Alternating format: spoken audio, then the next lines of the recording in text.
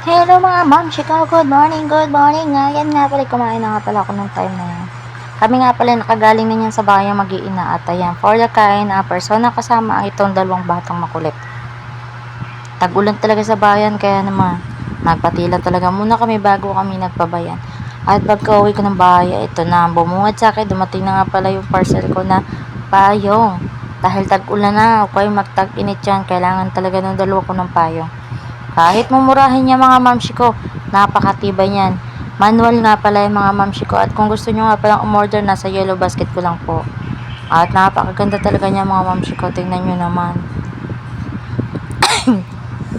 Pasensya na po talaga naman. Hindi pa talaga mawala-wala yung ating alagang ito. Ayan nga po pala yung quality ng ating payong. At itong anak ko nga pala, ayan, kalo ko nga pala habang ako'y nagluluto.